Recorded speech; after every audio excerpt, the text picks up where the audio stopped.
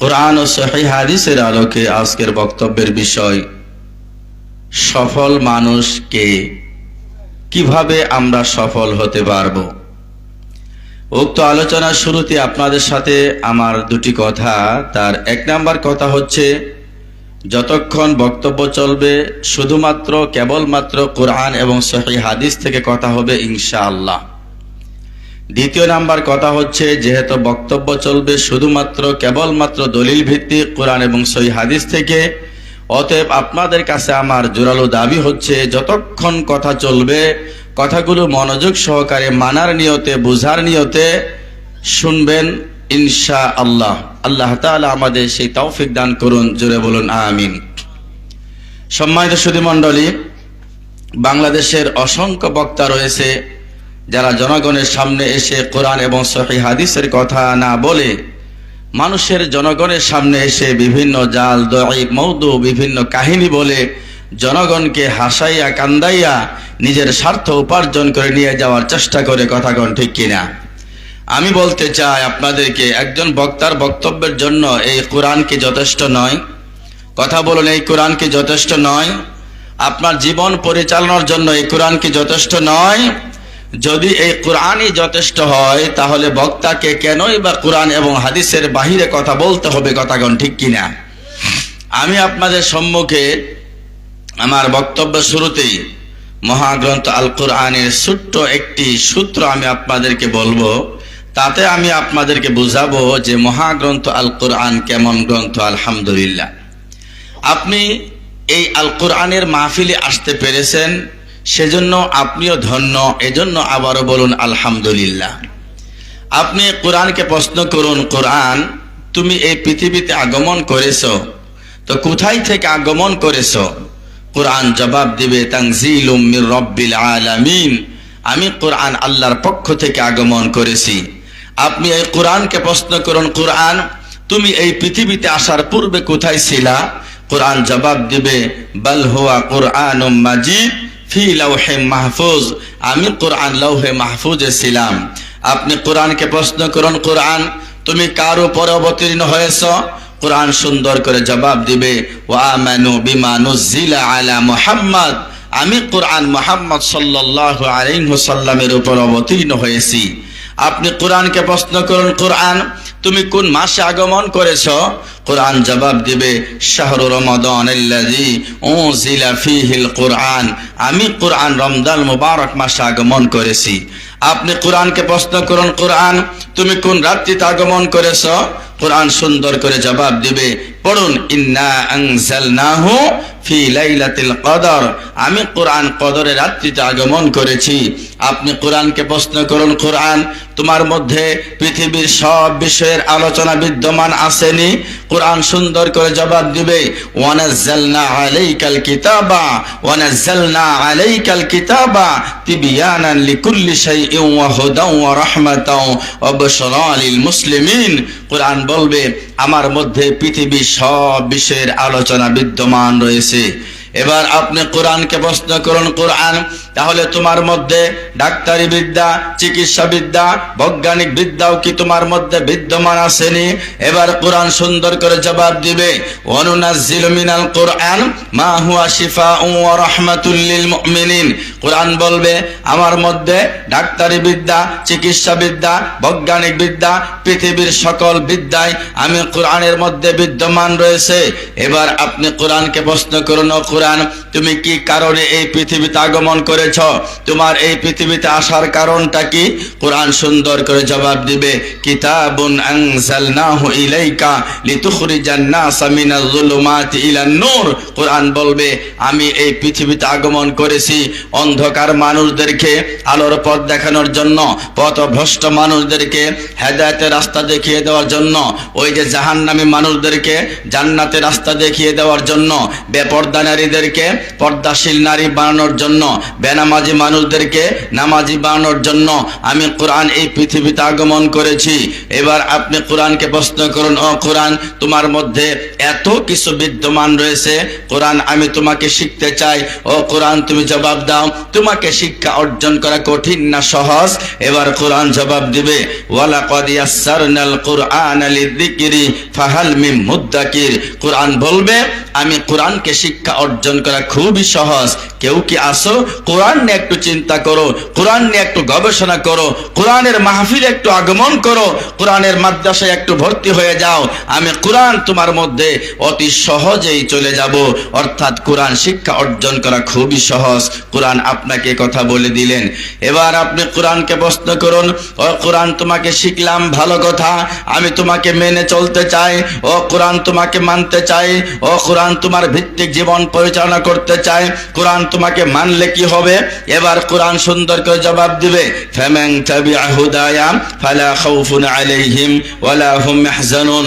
কোরআন বলবে, যারা কোরআন বুঝবে, কোরআন মানবে, তার ব্যক্তি জীবন থেকে শুরু করে পারিবারিক জীবনে, সামাজিক জীবনে, রাজনৈতিক জীবনে, গোটা জীবনটাকে যারা কোরআন দিয়ে সাজাইতে পারবে, ফালা খাউফুন আলাইহিম ওয়ালা হুম ইয়াহজানুন, তার কোনো ভয় থাকবে না, তার কোনো চিন্তাও থাকবে না। সুবহানাল্লাহ।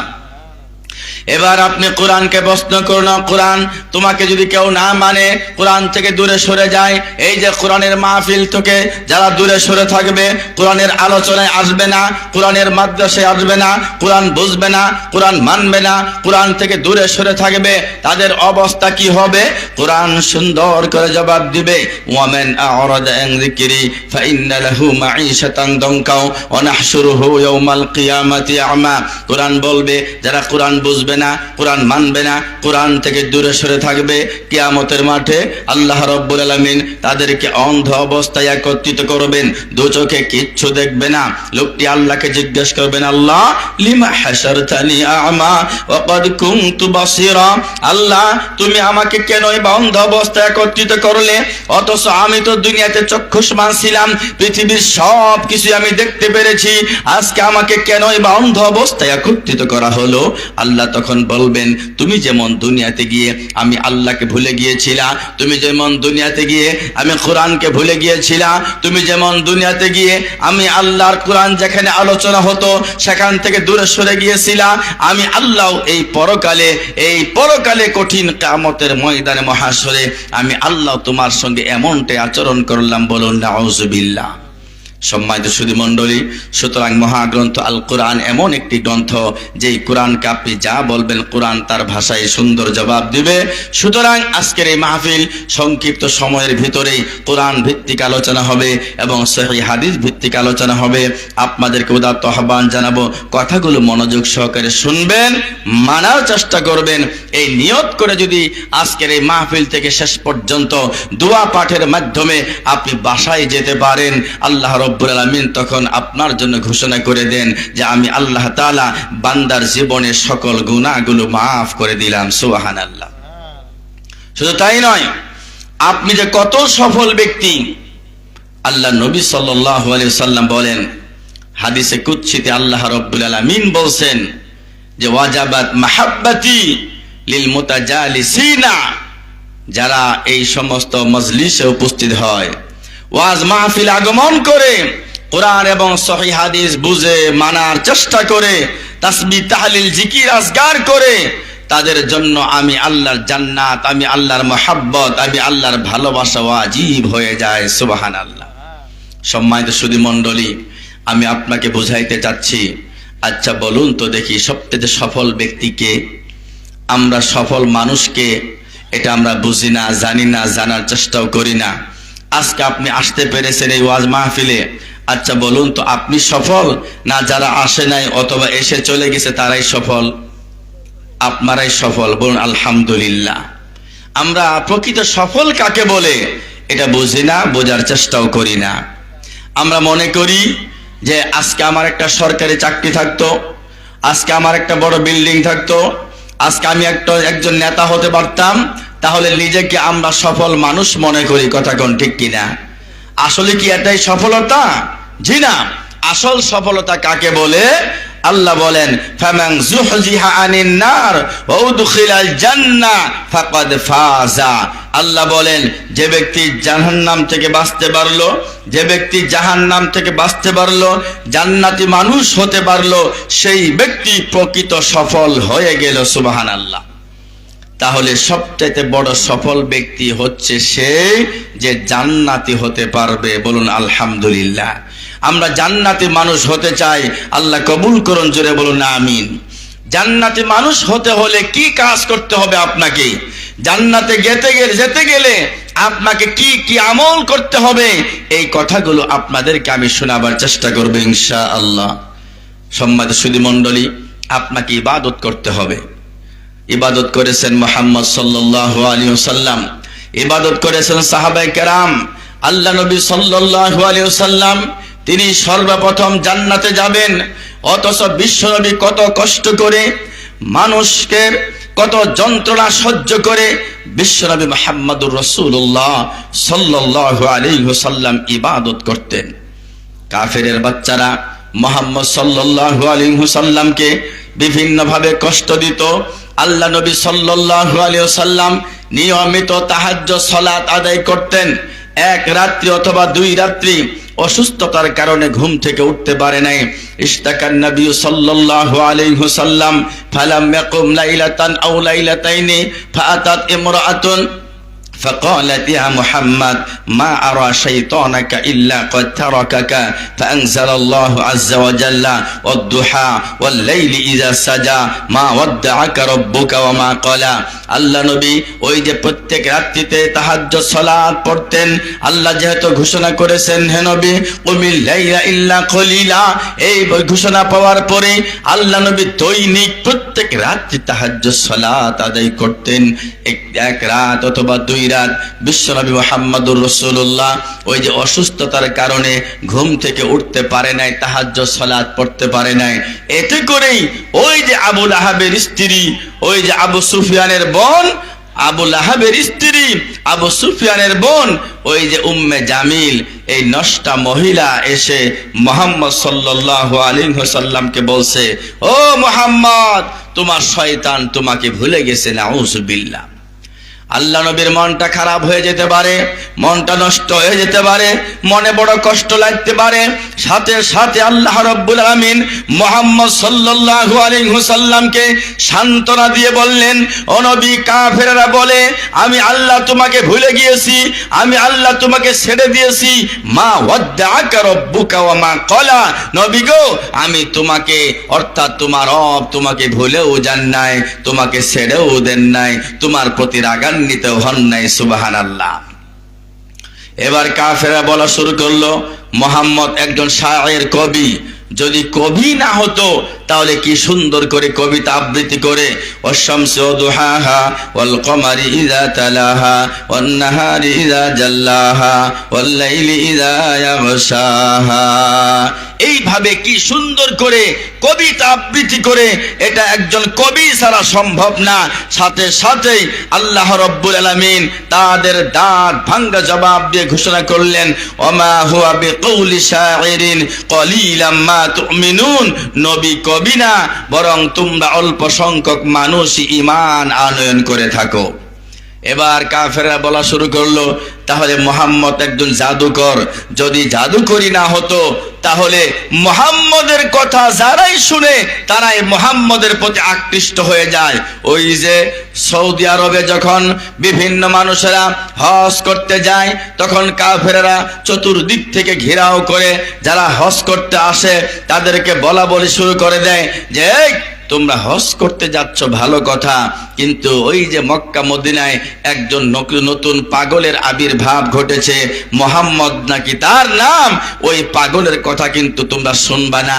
কিন্তু যত বেশি না করি তত বেশি মুহাম্মদের কথা শুনে আর মুহাম্মদের প্রতি আকৃষ্ট হয়ে যায়, ইসলাম গ্রহণ করে, তাহলে এটা জাদুকর ছাড়া কোনো সম্ভব না।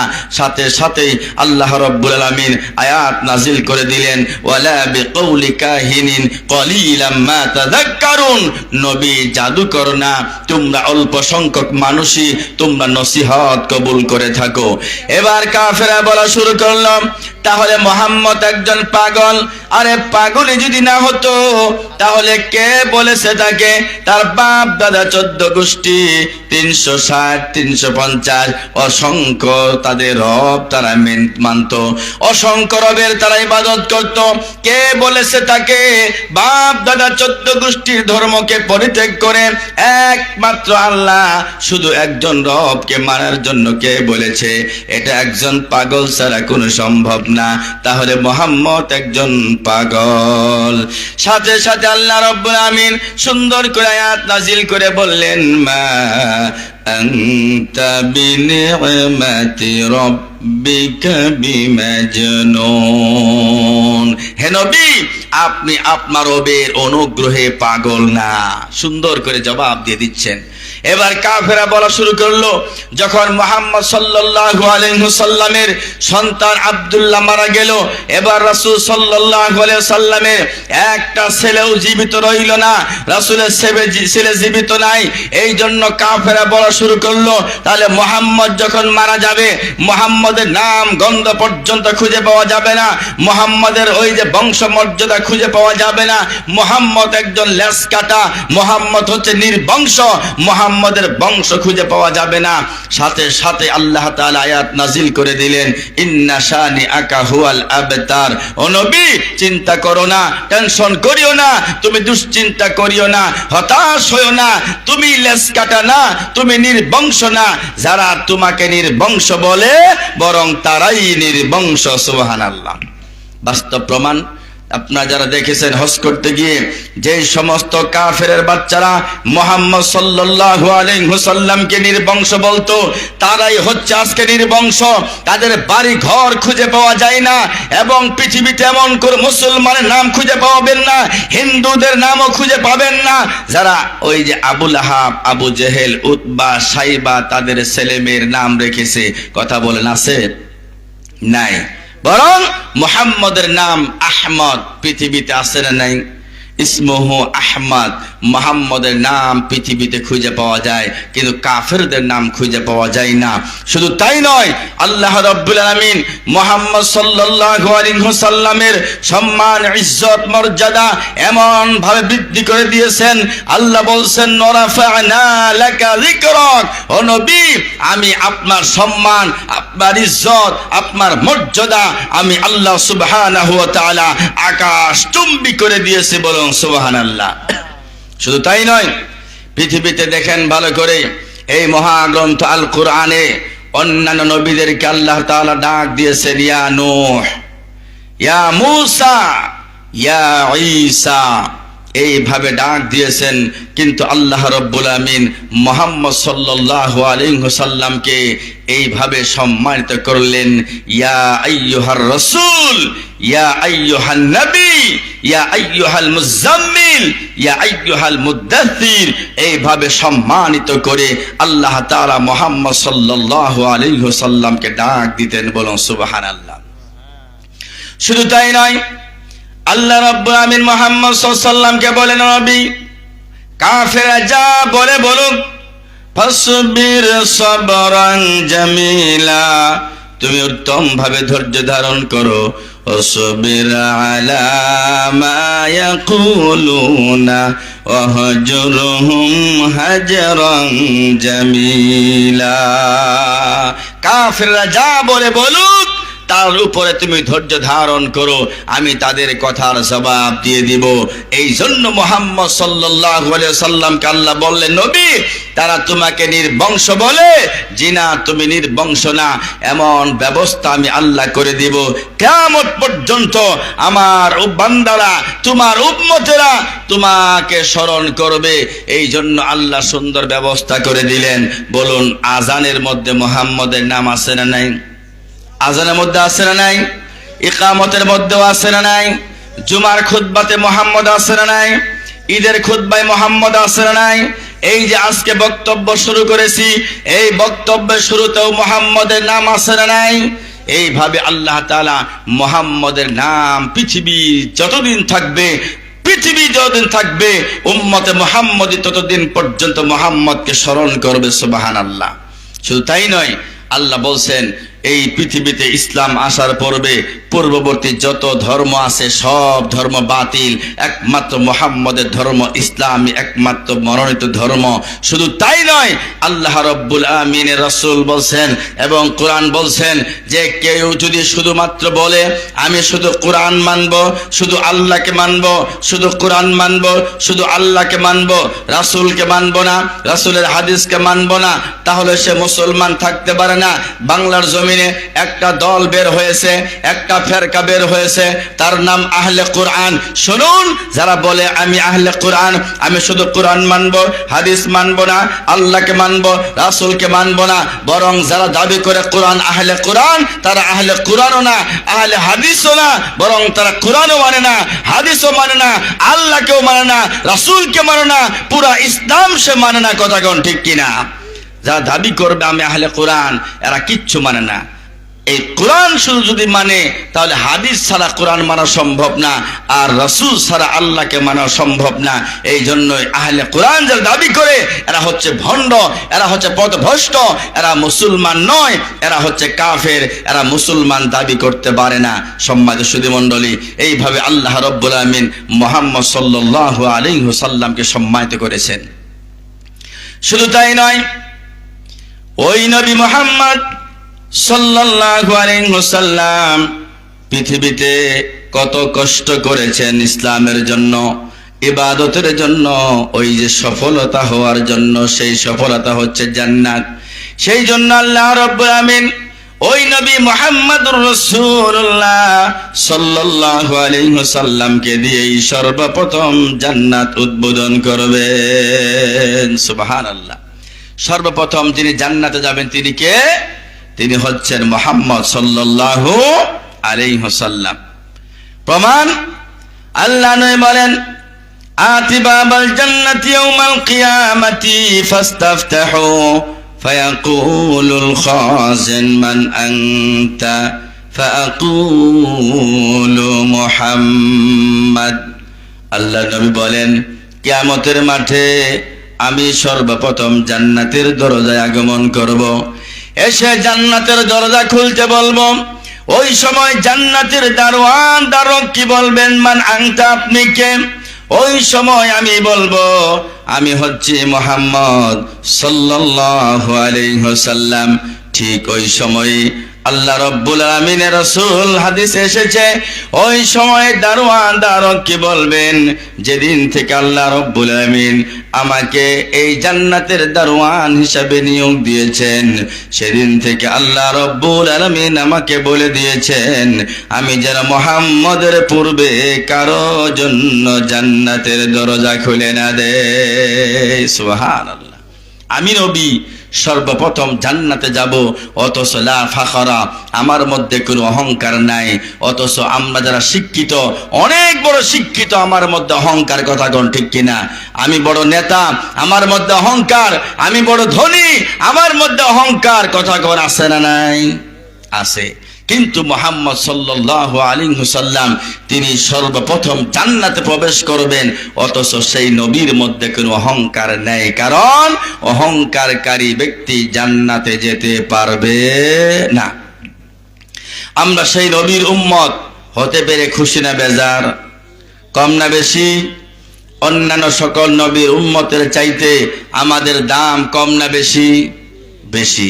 আমাদের ডিউটি কম, কিন্তু বেতন বেশি। সুবহানাল্লাহ। আমাদের ডিউটি কম, বেতন বেশি।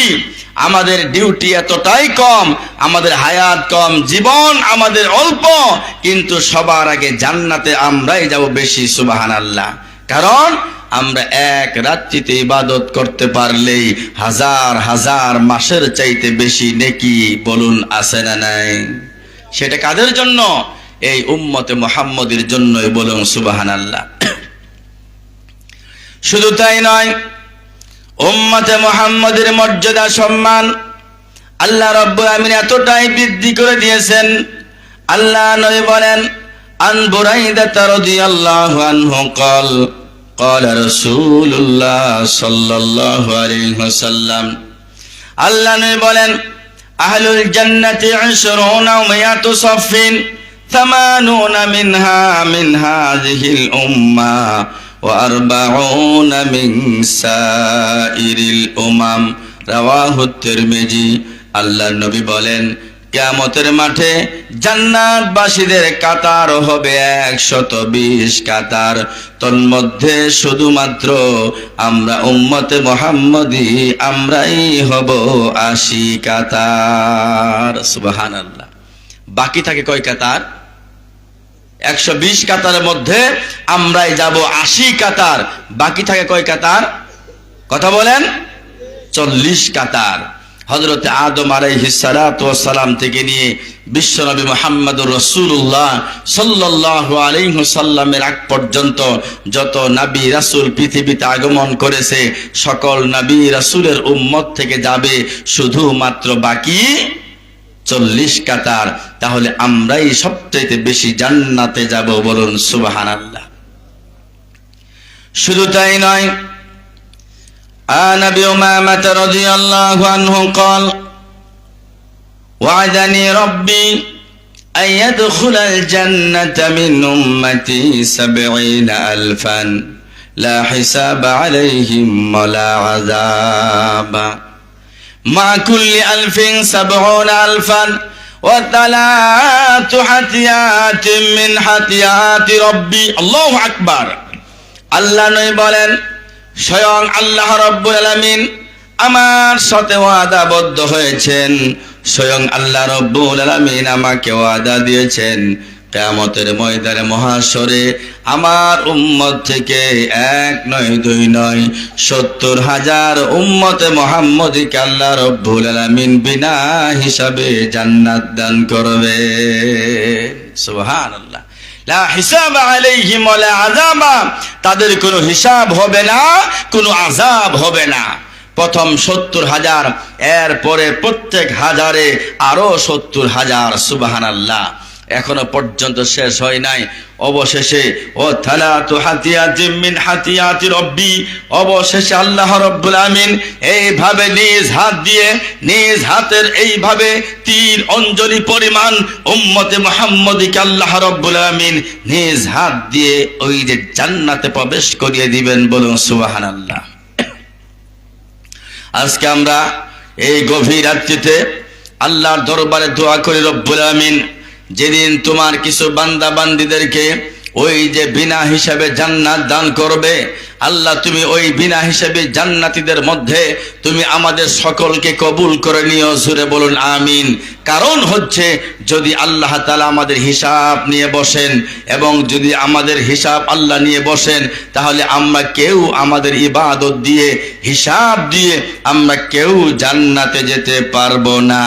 শুধু আমরা নয়, আল্লাহ নবী বলেন ওয়ালা আনা, আমি বিশ্ব নবীও পর্যন্ত আমার ইবাদত দিয়ে আমার হিসাব দিয়ে আমি জান্নাতে যেতে পারবো না ইল্লা বিরহমাতিল্লাহ।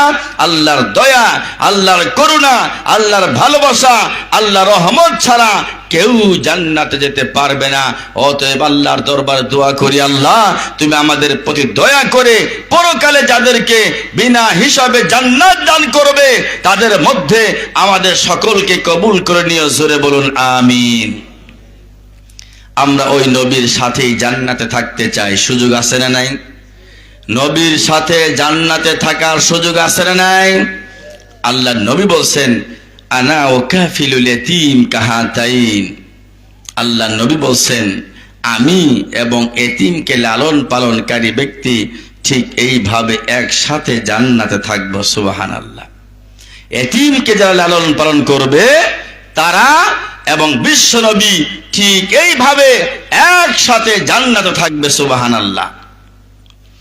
শুধু তাই নয়, عن أنس بن مالك رضي الله عنه قال قال رسول الله صلى الله عليه وسلم আল্লাহ নবী বলেন মান আলা জারিয়াতাইনি হাত্তা তাবলুগা জাআ ইয়াউমাল কিয়ামাতি আনা ওয়া হুয়া আদাম্মা আসাবিয়াহু রাওয়াহু মুসলিম।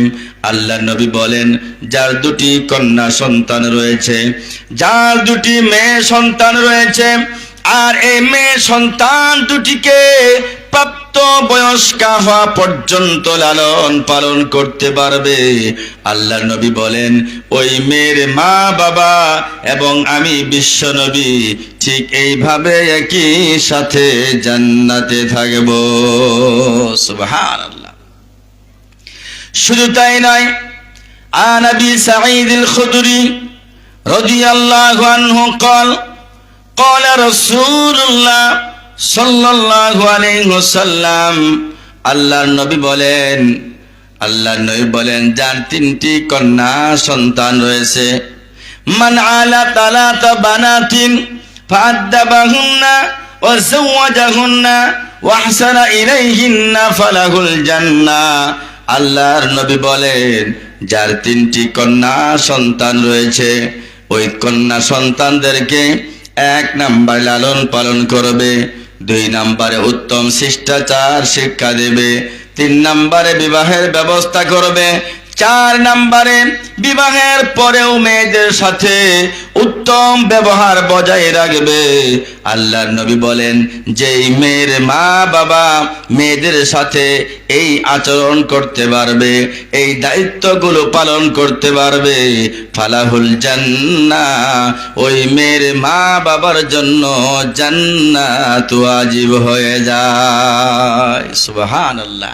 তাহলে মেয়েদেরকে লালন পালন করবেন, বিশ্বনবী মুহাম্মদুর রাসূলুল্লাহ সাল্লাল্লাহু আলাইহি ওয়াসাল্লামের সাথে সরাসরি জান্নাতে থাকতে পারবেন। সুবহানাল্লাহ।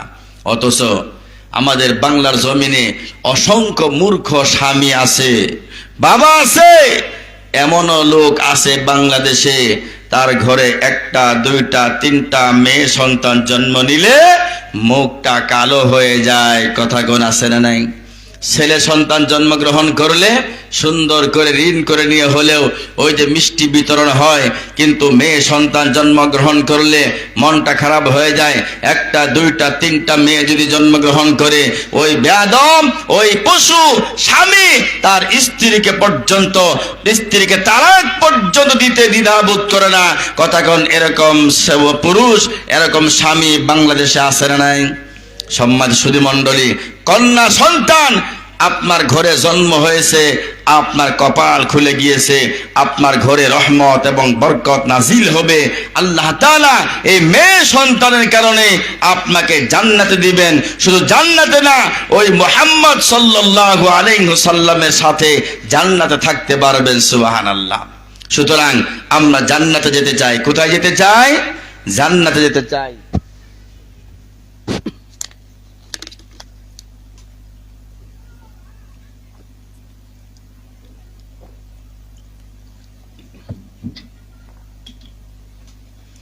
আমরা জান্নাতে যাব ইনশাআল্লাহ।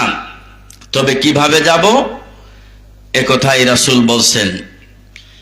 আন আবি হুরায়রা রাদিয়াল্লাহু আনহু قال সুইলা রাসূলুল্লাহ সাল্লাল্লাহু আলাইহি ওয়াসাল্লাম আন আকতারি মা ইউদখিলুন নাস আল জান্নাতা ক্বালা তাকওয়াল্লাহ ওয়া হুসনুল খুলুক ওয়া সুইলা আন আকতারি মা ইউদখিলুন নাস আন-নারা فقال الفم والفرج رواه الترمذي। আবু হুরায়রা রাদিয়াল্লাহু আনহু বলেন আল্লাহর নবী বিশ্বনবী মুহাম্মদুর রাসূলুল্লাহ সাল্লাল্লাহু আলাইহি ওয়াসাল্লামকে প্রশ্ন করা হলো, ইয়া রাসূলুল্লাহ, কোন জিনিস মানুষকে বেশি বেশি জান্নাতে নিয়ে যাবে? ইয়া রাসূলুল্লাহ, কি আমল করলে, কি গুণ থাকলে মানুষ বেশি বেশি জান্নাতে যাবে? আল্লাহর নবী বললেন তাকওয়াল্লাহ ওয়া হুসনুল খুলুক। 1 আল্লাহর ভয়, 2 উত্তম চরিত্র। আল্লাহর ভয় আছে যার, জান্নাত আছে তার। উত্তম চরিত্র আছে যার, জান্নাত আছে তার। আল্লাহর ভয় নাই যার, জান্নাত নাই তার। উত্তম চরিত্র নাই যার, জান্নাত নাই তার। তাহলে জান্নাতে যেতে হলে 2টা গুণ আপনাকে লাগবে। তা হচ্ছে 1 নম্বরে আল্লাহর ভয়, 2 নম্বরে হচ্ছে উত্তম চরিত্র। সম্মানিত সুধী মণ্ডলী, আজকের এই মিডিয়ার যুগে আমরা যদি সকালবেলায় চক্ষু খুলি, আজকে যদি আমরা পেপার পত্রিকায় বিভিন্নভাবে মিডিয়াতে চক্ষুটা খুললে আমরা দেখতে পাই আমাদের দেশে, আমাদের সমাজে, আমাদের ব্যক্তি জীবনে সেকেন্ডে সেকেন্ডে, মিনিটে মিনিটে ঘটে যাচ্ছে হইজে, মিথ্যা, চুরি, ডাকাতি, ছিনতাই, চাঁদাবাজি, চাপাবাজি, রাহাজানি, সন্ত্রাসী, খুন, ব্যভিচার, ধর্ষণ, এসিড নিক্ষেপ, বেহায়াপনা, অশ্লীলতা, নারী নির্যাতন, মানুষ হত্যা, এই সমস্ত বেহায়াপনা, এই সমস্ত অশ্লীলতা চক্ষুটা খুললেই, পত্রিকা দেখলেই, সংবাদ দেখলেই এই সমস্ত বেহায়াপনা, অশ্লীলতা, এই অপরাধগুলো আমাদের চোখে ভাসে। কথা কোন ঠিক কিনা? শুধু তাই নয়, আজকে আমাদের সমাজে ঘটছে এমন ঘটনা, স্বামীকে বেঁধে রেখে স্বামীর সামনে তার স্ত্রীকে ধর্ষণ করা হচ্ছে, বাবাকে বেঁধে রেখে বাবার সামনে তার মেয়েকে ধর্ষণ করা হচ্ছে, স্বামীকে বেঁধে রেখে স্বামীর সামনে তার স্ত্রীকে ধর্ষণ করা হচ্ছে, ভাইকে বেঁধে রেখে ভাইয়ের সামনে তার বোনকে ধর্ষণ করা হচ্ছে। আমি আপনাকে বলতে চাই, আপনি যদি ওই ব্যক্তিটা হতেন যে আপনার সামনে আপনার মাকে ধর্ষণ করা হচ্ছে, আপনার সামনে আপনার বোনকে ধর্ষণ করা হচ্ছে, আপনাকে বেঁধে রেখে আপনার সামনে আপনার স্ত্রীকে ধর্ষণ করা হচ্ছে, এবার আপনি নিজেকে চিন্তা করুন ওই সময় আপনার কেমন লাগতো। তাহলে যাদের সঙ্গে এমনটা করা হয় তাদেরও তো এমনটা কষ্ট লাগে, অথচ এই বেহায়াপনা, এই অশ্লীলতা, এই অহংকার, এই খারাপ কাজগুলো আমাদের চোখে ভাসে, যা বাংলাদেশের অহরহ ঘটে যাচ্ছে। নাউজুবিল্লাহ। শুধু তাই নয়, ঢাকা শহরের বিভিন্ন জায়গাতে, বিভিন্ন কলেজ বিশ্ববিদ্যালয়ের আনাচে কানাচে, শুধু তাই নয়, ঢাকা শহরে সকালবেলা হয়ে যে আপনি যখন রাস্তায় ঘুরতে বের হয়ে যাবেন তখন দেখতে পাবেন বিভিন্ন ডাস্টবিনে, ওই যে ময়লার স্তূপের ভিতরে, বিভিন্ন ডাস্টবিনের ভিতরে ছোট্ট ছোট্ট শিশু মাসুম বাচ্চা, ছোট্ট ছোট্ট শিশু মাসুম বাচ্চা ওই যে মৃত্যু অবস্থায় অথবা জীবিত অবস্থায় ওই যে পলিথিনের ভিতরে বা ব্যাগের ভিতরে বা এমনিতেই ওই ছোট্ট ছোট্ট শিশু বাচ্চাগুলো ওই জীবিত অবস্থায় অথবা মৃত অবস্থায় ওই যে জঙ্গলের ভিতরে ডাস্টবিনের ভিতরে পড়ে রয়েছে। ওই বাচ্চাগুলো কুকুর অথবা শৃগালের মুখের খাদ্যেই পরিণত হয়েছে। কথা কোন ঠিক কিনা? এই সমস্ত বেহায়াপনা, এই সমস্ত অশ্লীলতার কারণ হচ্ছে একটাই, এই সমস্ত অশ্লীলতার কারণ হচ্ছে আজকে আমাদের মধ্যে নাই তাকওয়া, আমাদের মধ্যে নাই উত্তম চরিত্র। আমাদের মধ্যে যদি আল্লাহর ভয় এবং উত্তম চরিত্র থাকতো তাহলে এই সমস্ত নোংরামি কাজ, এই সমস্ত বেহায়াপনা কাজ, এই সমস্ত খারাপ কাজ আমাদের যুবক এবং যুবতীদের মাধ্যমে, আমাদের যুবক এবং যুবতীদের মাধ্যমে এই সমস্ত অন্যায় কাজ সংগঠিত হতো না। কথা কোন ঠিক কিনা? সম্মানিত সুধী মণ্ডলী, শুধু তাই নয়, আমরা আরেকটু উপরে উঠি। আজকে আমরা দেখতে পাই যে গোটা বিশ্বের যদি চিত্র আমরা লক্ষ্য করি তাহলে দেখব আজকে গোটা বিশ্বের মুসলমানরা বিভিন্নভাবে অমুসলিম কর্তৃক মুসলমানরা নির্যাতিত, অমুসলিম কর্তৃক মুসলমান নির্যাতিত, মুসলমানরা মার খাচ্ছে, মুসলমান নিষ্পেষিত হচ্ছে। তার অনেকগুলো কারণ রয়েছে, তার মধ্যে সবচাইতে বড় যেই দুটি কারণ, তার মধ্যে এক নাম্বার কারণ হচ্ছে আজকে মুসলমানদের মধ্যে নেই একতা, মুসলমানদের মধ্যে নেই ঐক্য। আজকে গোটা বিশ্বের মুসলমানরা যদি ওয়াতাসিমু বিহাবলিল্লাহি জামিআ ওয়ালা তাফাররাকু এই আয়াতকে বাস্তবায়ন করে চলতে পারত, তাহলে গোটা বিশ্বের মুসলমানরা যদি এক এবং একতা হিসেবে থাকতে পারত, বিশৃঙ্খলা না করত, তাহলে গোটা বিশ্বের অমুসলিমরা কোনোদিন কোনো অবস্থাতে মুসলমানদের উপরে নির্যাতন করার দুঃসাহস পেত না। কথা কোন ঠিক কিনা? সম্মানিত সুধী মণ্ডলী, শুধু তাই নয়, ওই মুসলমানরা মার খাওয়ার একটা আরেকটি অন্যতম কারণ হচ্ছে আজকে মুসলমানরা এই কোরআন থেকে দূরে সরে গিয়েছেন। মুসলমানরা এই কোরআন থেকে দূরে সরে থাকার কারণে আজকে মুসলমান লাঞ্ছিত, অপমানিত। তাই তো কবি চমৎকার করে বলেছেন, ও দুনিয়া মে মুআজ্জাজ থে মুসলমান হকর, ও দুনিয়া মে মুআজ্জাজ থে মুসলমান হকর, আজ তুম জলিল খার হয়ে তারেকে কুরআন হকর।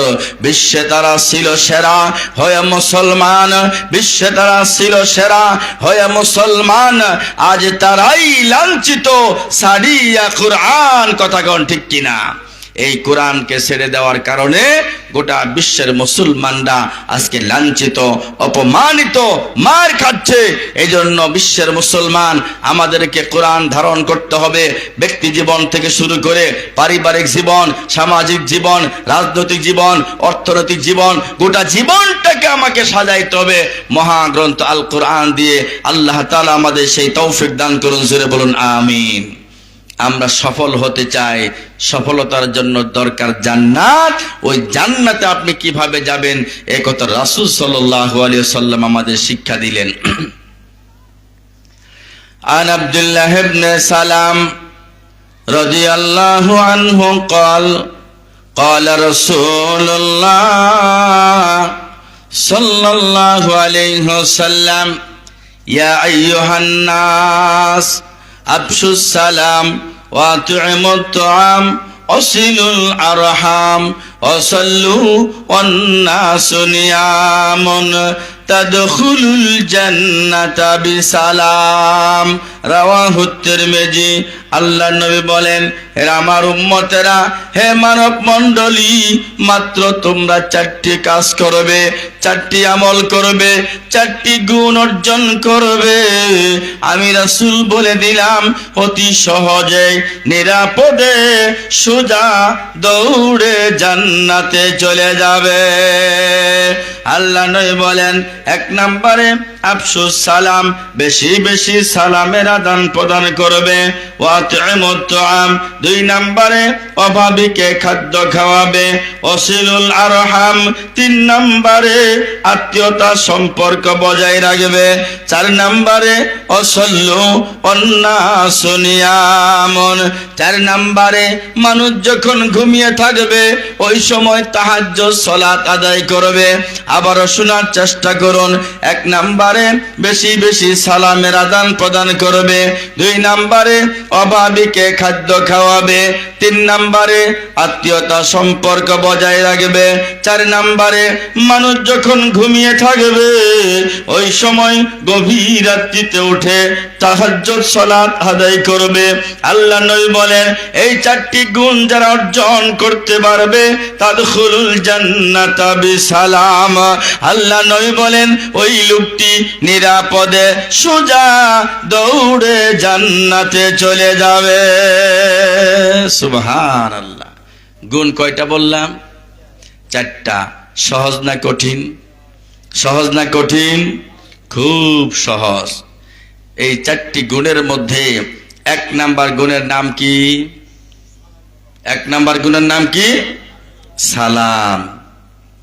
সালাম হচ্ছে মুসলমানের কালচার। সালাম হচ্ছে মুসলমানদের কালচার। এই মুসলমানদের কালচার সালাম মুসলমানের ঘরে, মুসলমানের সন্তানের ভিতরে, মুসলমানদের শিক্ষা প্রতিষ্ঠানে, মুসলমানদের মাদ্রাসাতে, মুসলমানদের স্কুল কলেজে এই সালাম যতটুকু থাকা দরকার ছিল ততটুকু আছে না গেছে? কথা কোন আছে না গেছে? চলে গেছে। আমাদের মধ্যে সালাম যতটুকু থাকা দরকার ছিল ততটুকু এখন আর নাই। আমরা আমাদের উস্তাদদের যেভাবে সম্মান করতাম, মর্যাদা দিতাম, এখন আর উস্তাদদেরকে আমাদের সন্তানরা এইরকম মূল্যায়ন করে না। কথা কোন আছে না নাই? আমরা অথবা আপনারা যারা মুরব্বীরা আছে, এই যে আপনাদের প্রিন্সিপাল উস্তাদজি, তারা তাদের উস্তাদদেরকে যত সম্মান করেছে, আমরা মুরব্বীদেরকে যত শ্রদ্ধা সম্মান করতাম, এখন যুবকেরা, এখন ছেলেরা, মেয়েরা এখন আর ওই মুরব্বীদেরকে এরকম শ্রদ্ধা সম্মান করে না। কথা কোন ঠিক কিনা? শুনুন, মুসলমানদের ঘর থেকে সালাম যখন চলে গেল, একটা জিনিস যখন চলে যায় তখন আরেকটা জিনিস প্রবেশ করে। যখন সালাম নামক মুসলমানের কালচার মুসলমান থেকে চলে গেল, তখন মুসলমানের ঘরে ঢুকে পড়লো tata, bye bye, good bye, আরো কত কিছু কথা কোন আছে না নাই? আপনাদের বল্লাতে মনে হয় নাই? আছে। ছোট্ট বাচ্চা, এই ছোট্ট বাচ্চার কাঁধের উপরে এক বস্তা বই তুলে দিয়ে কি সুন্দর করে বাবা, কি সুন্দর করে মা বলে দে, আব্বু টাটা দিলে না দেখি। আছে না নাই? ওই সন্তানকে বলা হয় বাবা, মা, আব্বু, আম্মু, তোমার দাদু চলে গেল, তোমার নানু চলে গেল, তোমার মামু চলে গেল, তুমি দেখি টাটা দিলা না। আছে না নাই? যেই মা, যেই বাবা সন্তানকে সালাম শিক্ষার পরিবর্তে tata, bye bye, good bye শিক্ষা দিবে, ওই মা, ওই বাবা শিক্ষিত মা হতে পারে না, আসল যোগ্য মা হতে পারে নাই। যতই ডিগ্রি অর্জন করুক না কেন, ওই মা মূর্খ, ওই বাবা মূর্খ, যেই বাবা এবং মা সন্তানকে সালামের পরিবর্তে tata, bye bye, good bye শিক্ষা দেয়। কথা কোন ঠিক কিনা? সম্মানিত সুধী মণ্ডলী, আপনি কোন লজ্জায় সন্তানকে tata, bye bye, good bye শিক্ষা দিলেন? আচ্ছা বলুন তো দেখি, tata, bye bye, good bye শিক্ষা দিলে কয়টা নেকি হবে? নেকি হবে? বরং এর উল্টা, মান তাশাব্বাহা বিকাউমিন ফাহুয়া মিনহুম। আল্লাহ নবী বলছেন, এই দুনিয়াতে যে জাতি যাদের অনুসরণ করবে পরকাল তার সাথেই হবে। হে হাজী সাহেব, আপনি 5 ওয়াক্ত সালাত আদায় করতে পারেন, আপনার পরিবারের সকলেই 5 ওয়াক্ত সালাত আদায় করতে পারে, আপনি হজ করতে পারেন, কিন্তু আপনার সন্তানকে, আপনার নাতিকে সালামের পরিবর্তে tata, bye bye, good bye শিক্ষা দেওয়ার কারণে আপনাকে ও ইহুদি খ্রিস্টানের কালচার আপনার পরিবারে থাকার কারণে ইহুদি খ্রিস্টানের সঙ্গেই আপনাকেও জাহান্নামে যেতে হবে। কথা কোন ঠিক কিনা? সম্মানিত সুধী মণ্ডলী, সেজন্যই সালাম অতীব প্রয়োজন আমাদের পরিবারে। পক্ষান্তরে সালাম দিলে নেকি আছে না নাই? কয়টা নেকি? কয়টা নেকি হয়? ভালো করে শুনেন।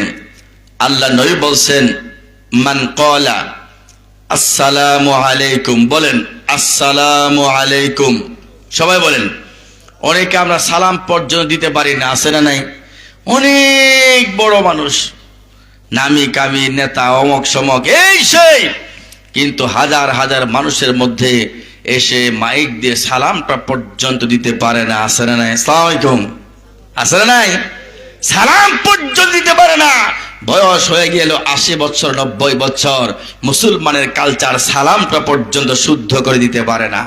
সবাই বলুন আসসালামু আলাইকুম, সবাই বলেন আসসালামু আলাইকুম। আল্লাহ নবী বলেন, মান ক্বালা আসসালামু আলাইকুম, যে ব্যক্তি এভাবে সালাম দিবে, আসসালামু আলাইকুম আশরুন, 10 নেকি পাবে। যে ব্যক্তি বলবে আসসালামু আলাইকুম ওয়া রাহমাতুল্লাহি 20, 20 নেকি পাবে। যে ব্যক্তি বলবে আসসালামু আলাইকুম ওয়া রাহমাতুল্লাহি ওয়া বারাকাতুহু তালাতুন, 30 নেকি পাবে। সালাম দিলে 10 নেকি, সালাম দিলে 20 নেকি, সালাম দিলে 30 নেকি।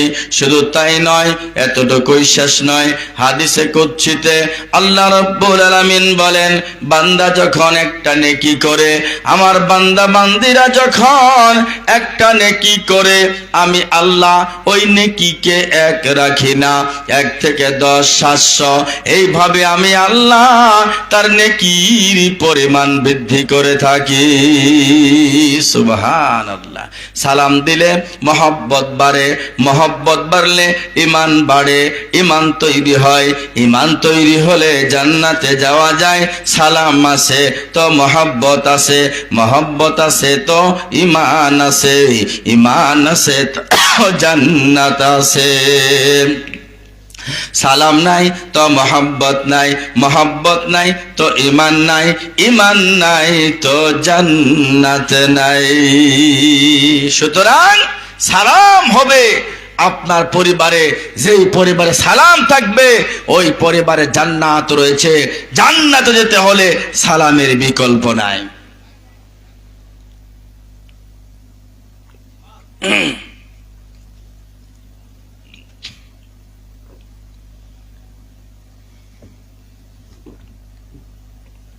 সুতরাং এই চারটি গুণের মধ্যে এক নাম্বার গুণের কথা রাসূল বললেন, তার নাম হচ্ছে সালাম। সালামের পরে আমরা মুসলমান একটা কাজ করি, তার নাম কি? মুসাফাহা। এই যে মুসাফাহা, মুসাফাহা হবে দুইজনের দুই হাত, দুইজনের, এই যে দুইজনের দুই হাত, দুই দুই চার হাত নয়, দুইজনের দুই হাতে মুসাফাহা হবে। আল্লাহ নবী সাল্লাল্লাহু আলাইহি ওয়াসাল্লাম বলছেন, মা মিন মুসলিমাইনি আলতাকিয়ান ফায়াতাসাফাহান ইল্লা গুফিরা লাহুমা ক্বাবলা আইয়াফতারিকা, রাওয়াহু আবু দাউদ। আল্লাহ নবী বলছেন, যখন দুইজন মুসলমানের সাক্ষাৎ হবে, সাক্ষাতের পরে সালাম হবে, সালামের পরে মুসাফাহা হবে। এই দুইজনের হাত মুসাফাহা হওয়া অবস্থাতেই, লেগে থাকা অবস্থাতেই, দুইজনের হাত আলাদা হওয়ার পূর্বেই আল্লাহ রাব্বুল আমিন তাদের উভয়ের, দুইজনের পূর্বের যত সগীরা গুনাহ আছে সকল সগীরা গুনাহ আল্লাহ তাআলা মাফ করে দিবেন। সুবহানাল্লাহ। সুতরাং এই সালাম গুরুত্বপূর্ণ একটি আমাদের মুসলমানদের বৈশিষ্ট্য। আমাদের ঘরে থাকতে হবে সালাম। স্বামী তার স্ত্রীকে সালাম দিবে, স্ত্রী তার স্বামীকে সালাম দিবে, মা বাবা সন্তানদেরকে সালাম দিবে, সন্তানরা মা বাবাকে সালাম দিবে, শিক্ষক শিক্ষিকা তারা তার ছাত্র ছাত্রীদেরকে সালাম দিবে, ছাত্র ছাত্রী তার উস্তাদদেরকে সালাম দিবে, বড়রা ছোটদেরকে সালাম দিবে, ছোটরাই মূলত বড়দেরকে সম্মান সালাম দিবে। আর যদি ছোটরা সালাম না দেয়, আপনি শিক্ষার জন্য বড়রাই ছোটদেরকে সালাম দেন। একদিন, দুই দিন, তিন দিন দিবেন, দেখবেন সন্তান শিখবে, ছোট্ট বাচ্চা শিখবে, তারপরে সন্তান আপনাকে সালাম দেওয়া শিখবে। সুবহানাল্লাহ। তাই তো আল্লাহ নবী বলেন, ইয়া আইয়ুহান নাস, ও মানব মণ্ডলী, চারটি কাজ করবে, অতি সহজেই নিরাপদে জান্নাতে চলে যাবে। এক নম্বরে বেশি বেশি সালামের আদান প্রদান করবে, দুই নম্বরে অভাবীকে খাদ্য খাওয়াবে, তিন নম্বরে আত্মীয়তা সম্পর্ক বজায় রাখবে, চার নম্বরে মানুষ যখন ঘুমিয়ে থাকবে ওই সময় গভীর রাত্রিতে ওঠে তাহাজ্জুদ সালাত আদায় করবে। তাদখুলুল জান্নাতা বিসালাম, তাহলে অতি সহজে নিরাপদে সোজা দৌড়ে জান্নাতে চলে যাবে।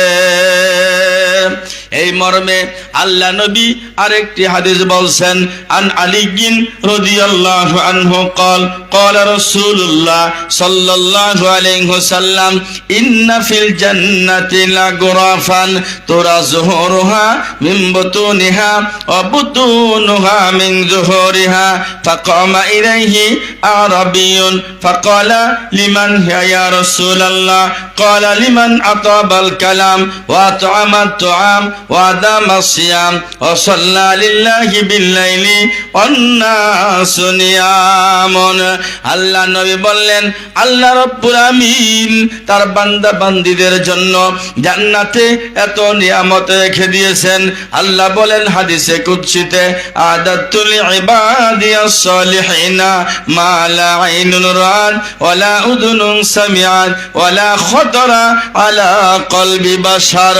আল্লাহ বলেন, আমি আল্লাহ বান্দা বান্দীদের জন্য, নেককার মানুষের জন্য এমন কিছু জান্নাতে রেখে দিয়েছি যা পৃথিবীর কোনো চক্ষু দেখে নাই, পৃথিবীর কোনো কানে শুনে নাই, পৃথিবীর কোনো অন্তর পরিকল্পনা পর্যন্ত করে নাই।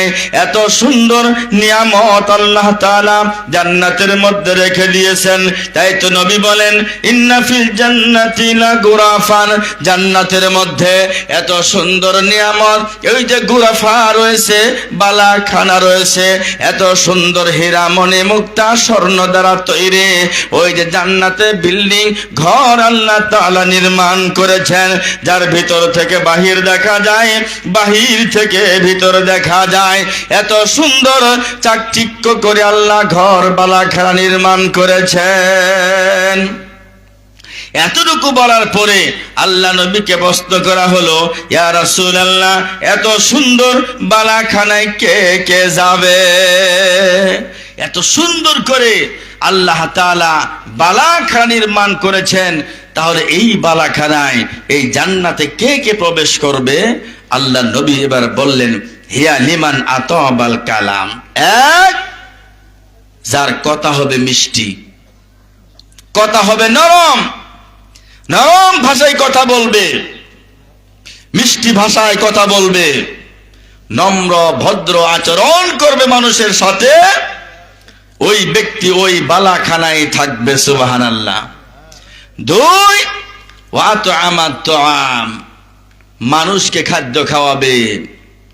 তিন, রমজান মাসের সিয়াম রাখবে, পাশাপাশি নফল সিয়াম রাখার অভ্যাস করবে। চার, মানুষ যখন ঘুমিয়ে থাকবে ওই সময় গভীর রাত্রিতে উঠে তাহাজ্জুদ সালাত আদায় করবে। সুবহানাল্লাহ। আগের হাদিসে রাসূল চারটি গুণের কথা বললেন, পরের হাদিসেও রাসূল চারটি গুণের কথা বললেন। এই চারটি গুণ অর্জন করলে আগের হাদিসে বললেন সহজে জান্নাতে যাবে, পরের হাদিসে রাসূল বললেন চারটি গুণ থাকলে জান্নাতের বালাখানায় প্রবেশ করবে। আচ্ছা বলুন তো, আগের হাদিসের সর্বশেষ গুণ আর পরের হাদিসের সর্বশেষ যে গুণের কথা রাসূল বললেন তার নাম কি? তাহাজ্জুদ। মাশাআল্লাহ। তাহাজ্জুদ সালাত। আমি আমার বক্তব্যের একদম শেষের দিকে চলে গিয়েছি। এই পয়েন্টটা বক্তব্য দিয়ে আমি আমার আলোচনা শেষ করে দিব, যেহেতু সম্মানিত পরিচালক সাহেব বলে দিয়েছেন 12টার মধ্যে শেষ হয়ে যাবে, আর 12টা পার হয়ে গিয়েছে, আর মাত্র কয়েকটা মিনিট। আজকে আমি আপনাদেরকে বলতে চাই, 5 ওয়াক্ত সালাতের বক্তব্য আজকে দেব না। 5 ওয়াক্ত সালাতের বক্তব্য আজকে দেব না। 5 ওয়াক্ত বক্তব্য আজকে কেন দেব? 5 ওয়াক্ত সালাত ছাড়া তো আপনি ইমানদার দাবি করতে পারেন না, কথা কোন ঠিক কিনা? 5 ওয়াক্ত সালাতের পরে আল্লাহ তাআলার সবচাইতে নৈকট্য লাভের প্রধান মাধ্যম হচ্ছে বেশি বেশি সাজদা করা, তাহাজ্জুদ সালাত পড়া। আল্লাহ বলেন, ওয়াসজুদ ওয়াকতারিব, সাজদা করো, আমি আল্লাহর নৈকট্য লাভ করো, আমি আল্লাহর নিকটে চলে আসো। সুবহানাল্লাহ। সম্মানিত সুধী মণ্ডলী, কিন্তু দুঃখের বিষয় হলো, একটি কথা না বললেই নয়, বাংলাদেশে অনেক মানুষ আছে ওই যে বিকাল 4টা থেকে নিয়ে রাত 10টা পর্যন্ত চায়ের দোকানে আড্ডা দিবে আর শুধু মানুষের সুনাম গাবে। ঠিক কিনা? সুনাম গায় নাকি বদনাম গায়? কি কয়? খালি সমালোচনা। বুড়া নাই, সেরা নাই, যুবক নাই, জোয়ান নাই, সকলে শুধু মানুষের বদনাম, গীবত, চুগলখড়ি, কথা কোন আছে না নাই? আর খালি হিংসা। হিংসা মনে হয় আপনাদের বল্লাতে নেই, আছে? হাই রে হাই, কি হিংসা আর বদনাম, গীবত, চুগলখড়ি, খালি বলা বলি করে। ওই যে প্রিন্সিপাল ভালো না, ইমাম সাহেব ভালো না, মুয়াজ্জিন সাহেব ভালো না, খতিব সাহেব ভালো না, হাজী সাহেব ভালো না, মেম্বার ভালো না, চেয়ারম্যান ভালো না, এমপি ভালো না, প্রধানমন্ত্রী ভালো না, অমক হুজুর ভালো না, অমক অমক ভালো না। আরে সব খারাপ, সব খারাপ, একটারও ঈমান নাই। তবে আমার মধ্যে ঈমান ঠিক আছে, তবে একটা জিনিস শুধু সমস্যা, যে আমার নামাজটাই শুধু নাই। এরকম বেয়াদব আছে না নাই? যে এদের একটা ঈমান নাই, একটা ঈমান নাই। নামাজ পড়লে কি হবে? ঈমান নাই। আমার ঈমান ঠিক আছে, নামাজ না থাকলেও আমার ঈমান ঠিক আছে। এমন বেয়াদব আছে না নাই? আরে বেয়াদব, তোর তো ঈমান নাই। ঠিক বেঠিক বহুত পরের কথা, তোর তো ঈমান নাই। কারণ আল্লাহ নবী বলছেন, আউয়ালু মা ইউহাসাবু বিহিল আবদু ইয়াউমাল কিয়ামাহ আস-সালাম, ফাইন সলুহাত সলুহা সাইরু আমালিহি ওয়া ইন ফাসাদাত ফাসাদা সাইরু আমালিহি। আল্লাহ নবী বলেন, পরকালে কিয়ামতের ময়দানে মহাশরে সর্বপ্রথম যে হিসাব আপনাকে ধরা হবে তার নাম সালাত। সালাত ঠিক, সব ঠিক, সালাত নাই, কিচ্ছু টিকবে না। আমি আপনাকে বলি, হজ গুরুত্বপূর্ণ একটি ইবাদত। হজ মানে কোনো নেকি নাই। হজের নেকি একটাই, ইল্লাল জান্নাহ। হজ করলে আপনি জান্নাতি।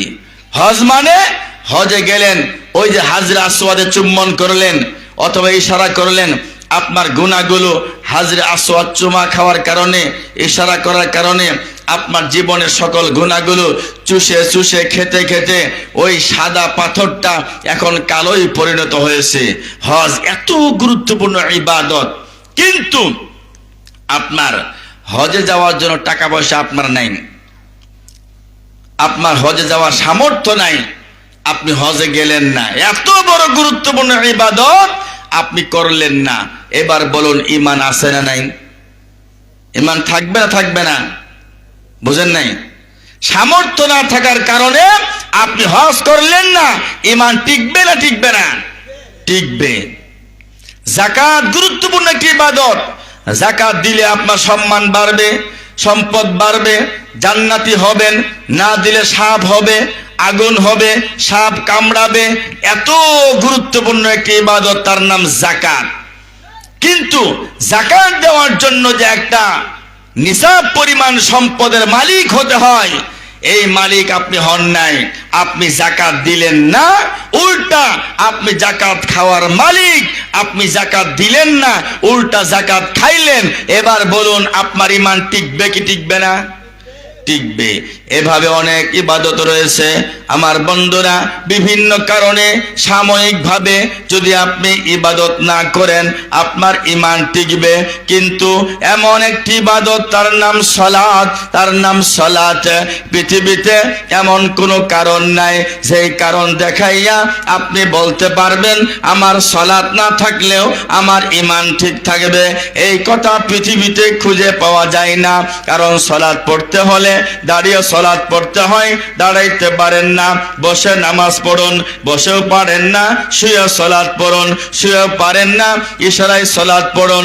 সালাত পড়তে গেলে আপনি যদি অপবিত্র থাকেন, আপনার গোসলের প্রয়োজন হলে আপনাকে গোসল করতে হবে, ওযু করতে হবে। কিন্তু আপনাকে জালেম বাদশা এমন ভাবে বন্দী করে রেখে দিয়েছে, আপনাকে ওযু গোসলের পানি দেওয়া হচ্ছে না।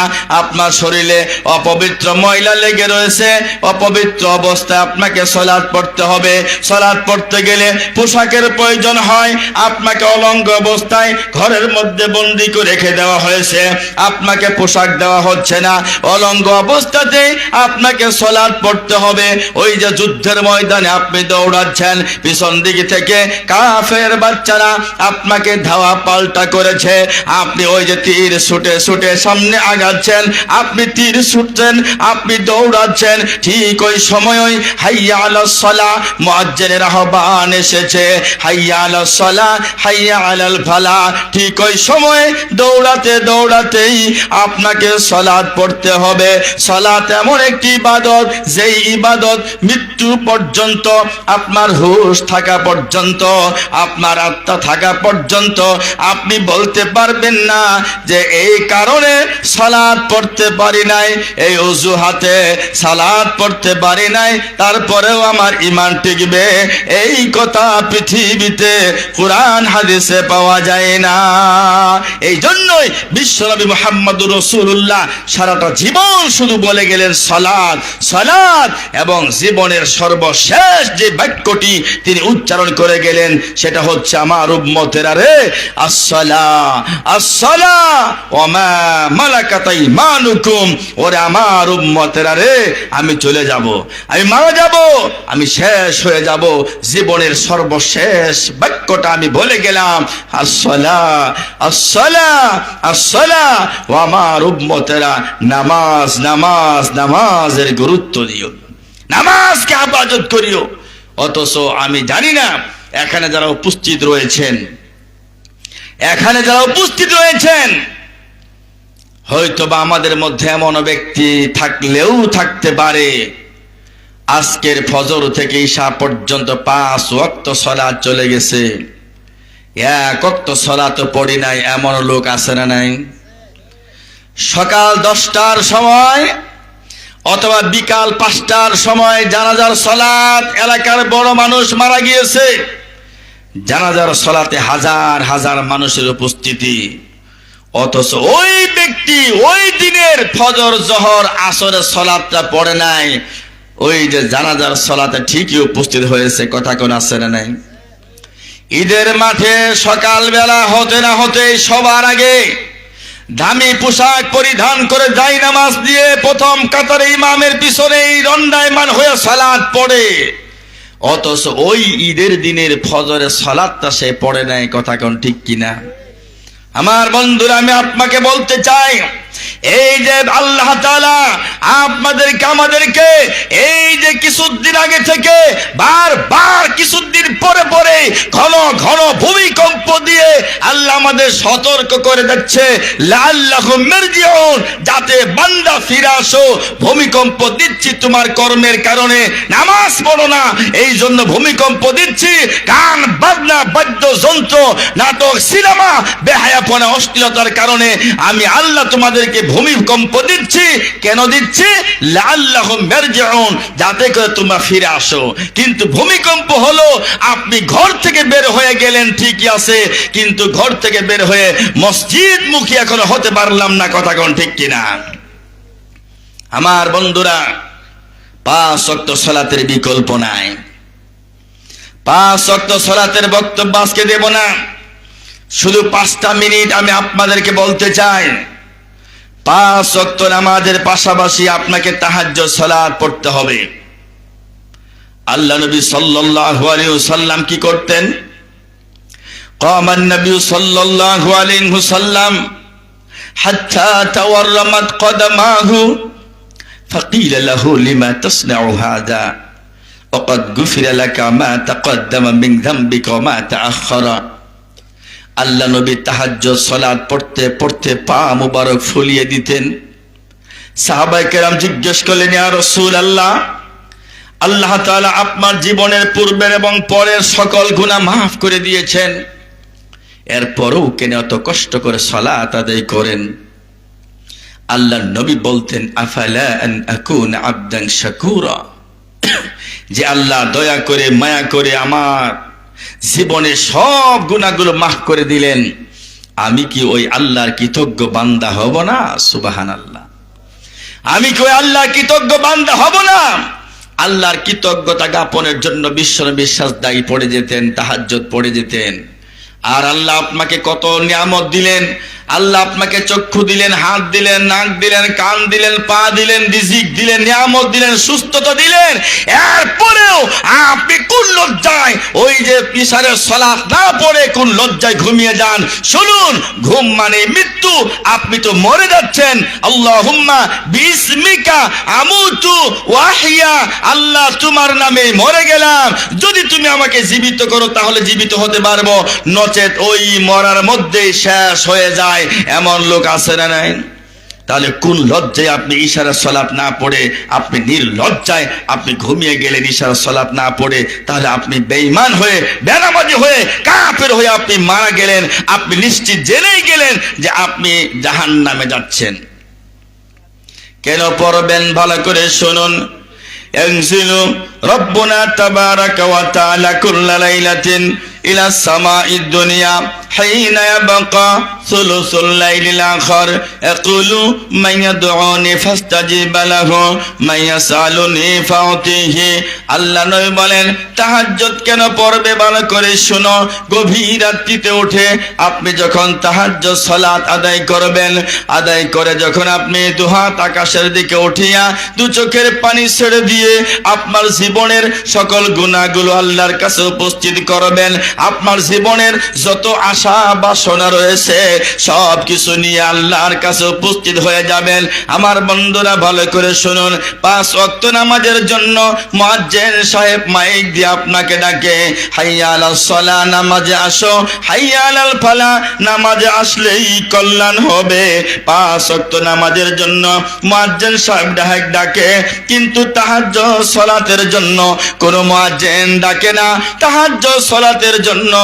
আমার আল্লাহ নিজে দুনিয়ার আকাশে এসে আপনাকে ডাকে, ও আমার বান্দারা মাইয়াদউনি ফাস্তাজিব লাহু, কে আসো আমাকে ডাকো, আমি আল্লাহ তোমার জীবনের সব গুনাহগুলো মাফ করে দেব। কে আসো অসুস্থ, আমি আল্লাহর কাছে চাও।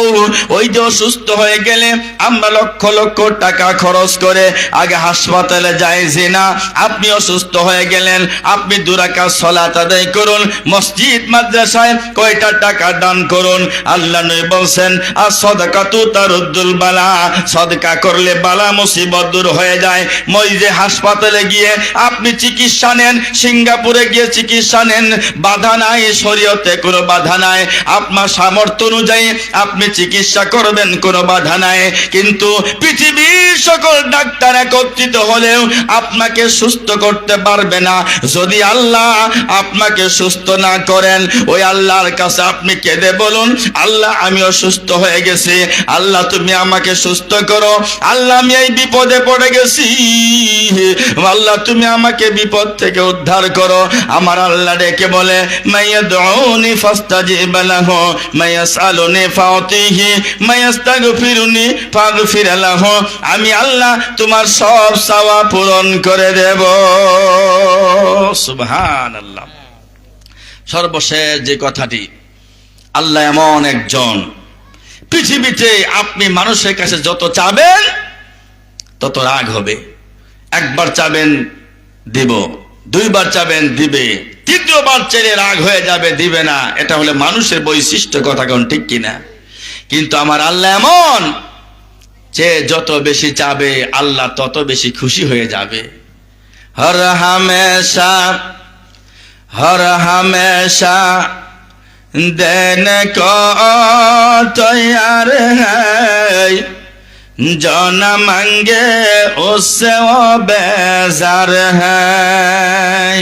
সারাক্ষণ সর্বদাই আল্লাহ দেওয়ার জন্য পাগল, ব্যস্ত। পৃথিবীর অফিস আদালত সকাল 10টা থেকে নিয়ে রাত বিকাল 5টা পর্যন্ত, এই যে অফিস বন্ধ হয়ে গেছে, আপনি যাবেন আর কাজ হবে না, বলবে পিয়ন আপনাকে, দারোয়ান বলে দিবে অফিস বন্ধ, চলে যাও, কথা কোন ঠিক কিনা? কিন্তু আমার আল্লাহর যে অফিস 1 সেকেন্ডের জন্য বন্ধ হয় না। যখন চাবেন, যখন যাবেন তখন অফিস খোলা, আপনার প্রয়োজনের জন্য চান, প্রয়োজন পূরণ হয়ে যাবে। কাঁদবেন বেশি বেশি, চোখের পানি ছেড়ে। দুনিয়াতে আমার চাকরি চলে গেলে কাঁদি, বাবা চলে গেলে কাঁদি, বিপদে পড়লে কাঁদি, কিন্তু আমার পৃথিবীর সবচাইতে বড় বিপদ হচ্ছে, সর্বশেষ যে কথা, সবচাইতে বড় বিপদ, আমি নিজে জাহান্নামে চলে যাচ্ছি, জান্নাত হারিয়ে যাচ্ছে আমার কাছ থেকে, জাহান্নামে আমি চলে যাচ্ছি। ওই জাহান্নাম থেকে বাঁচার জন্য, জান্নাতে যাওয়ার জন্য আমরা চোখের পানি ছাড়ি না, কথা কোন ঠিক কিনা? চোখের পানি ছাড়বেন, কাঁদবেন একদিন, যেদিন কেঁদে লাভ হবে না। রুনে কি অক্ত জব রুয়া নেহি, অক্ত জানে কি বাদ রুনে সে কুছ ফায়দা নেহি। সময় থাকতে কেঁদে নেন, সময় চলে গেলে কেঁদে কোনো লাভ হবে না। সম্মানিত সুধী মণ্ডলী, রাত প্রায় 12:30 বেজে গিয়েছে, আর বেশি দেরি করা ঠিক হবে না। আল্লাহ শুকরিয়া এবং আপনাদেরকে আমি কৃতজ্ঞতা জানাচ্ছি। আলহামদুলিল্লাহ, যতগুলো মানুষ বসেছিলেন শুরু থেকে শেষ পর্যন্ত, এত ভালো লাগছে যে একটা মানুষ মাথা পর্যন্ত নড়াই নাই। আলহামদুলিল্লাহ, এত সুন্দর করে আপনারা আলোচনা শুনছেন। আমি আপনাদের জন্য মুসাফির অবস্থায় দোয়া করি, আপনাদের জন্য দোয়া করি। আল্লাহ তাআলা আপনাদের সকলকে এই আলোচনাগুলো শুনে বুঝে